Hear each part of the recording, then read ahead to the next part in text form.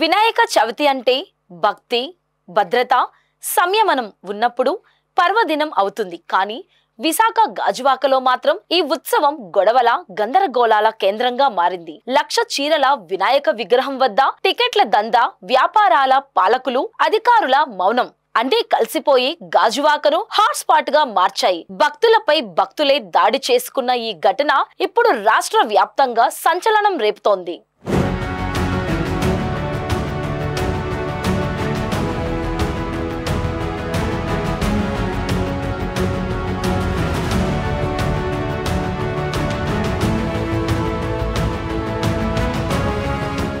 విశాఖ గాజువాకలో వినాయక చవితి సందర్భంగా ఏర్పాటు చేసిన లక్ష చీరల మహాగణపతిని దర్శించుకోవడానికి వచ్చే భక్తులు ఇప్పుడు నిత్యం గొడవలతో తలలు పట్టుకుంటున్నారు.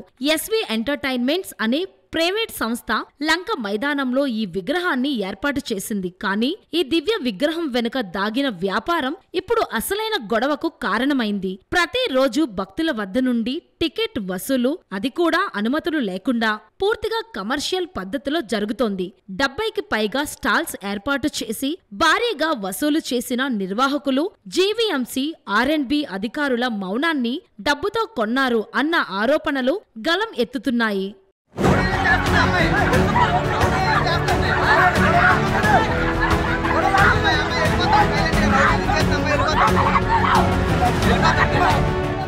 బుధవారం మధ్యాహ్నం టికెట్ అంశాన్ని వ్యతిరేకించిన భక్తులు నిర్వాహకులపై ఆగ్రహంతో రెచ్చిపోయారు. పలువురు ఒక్కసారిగా ఘర్షణలో దిగడంతో చిన్నారి గాయపడిన ఘటన సంచలనం సృష్టించింది.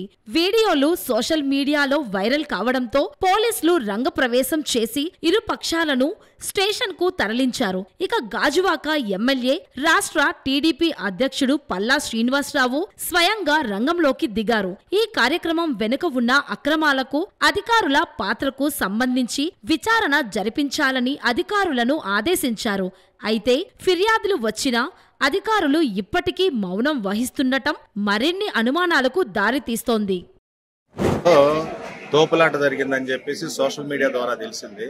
ఇందులో కంప్లైంట్స్ దగ్గర కంప్లైంట్ తీసుకుని విచారించి ఫర్దర్ గా ఏం జరుగుతుందో దాని మీద యాక్షన్ తీసుకుంటాం.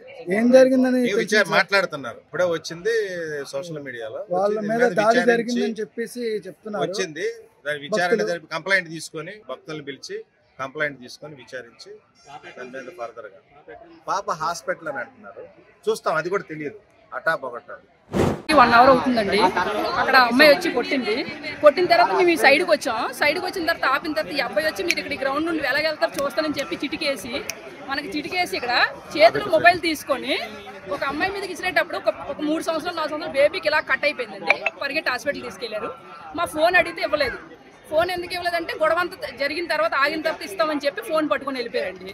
ఇంకా తిరిగి మళ్ళీ అక్కడ కొట్టడానికి దేనికంటే డబ్బులు మేము టికెట్ పెట్టాం కదా, టికెట్ పెట్టలేదని ఎవరు చెప్పారంటే పల్లా శ్రీనివాసరావు గారు మీడియాలో చెప్పారు. మీకు ఎవరైనా టికెట్ అడిగితే చెప్పండి అని చెప్పారు. అది ఒకటే అడిగారు. అడగడం అయితే అది ఒకటే అడిగారు రండి, ఫ్రీ టికెటే కదా, మొన్న ఎమ్మెల్యే గారు కూడా చెప్పారు కదా అని అడిగితే, లేదు మార్నింగ్ వరకు ఫ్రీగా ఇచ్చాము, ఇప్పటి నుంచి టికెట్ అని అన్నారు. అడిగితే మేము అన్నాము, లేదండి అందరికి మరి ముందు పంపించిన వాళ్ళకి ఒకలాగా మాకు ఎలాగ ఒకలాగా చేస్తారని అడిగితే మేము వీడియో తీసాం. అది ఫస్ట్ నుంచి మాకు తీయాలి కదా, ప్రూఫ్ ఉంది కదా అని తీసాం. తీస్తే ఆ లేడీ అంటే కొంత నేను మాట్లాడుతుంది, బస్సు ఫ్రీగా వచ్చింది కదా, అందరూ ఫ్రీ బస్సులో వచ్చారు, మరి ఇక్కడ ఎలా ఇస్తామో అది దానికి దీనికి సంబంధం లేదు కదండి అని అడిగితే ఆవిడ ఏం చెప్తుంది, టికెట్ ఉంది, మీరు కుంకుమ పూజకి టికెట్ అన్నారు. కుంకుమ పూజ వద్దండి, మేము దర్శనం మాత్రం చేసుకుంటామని చెప్పాను. చెప్తే లేదు టికెట్ ఉండాలి అని చెప్పారు. మేము మొత్తం వీడియో తీసాం.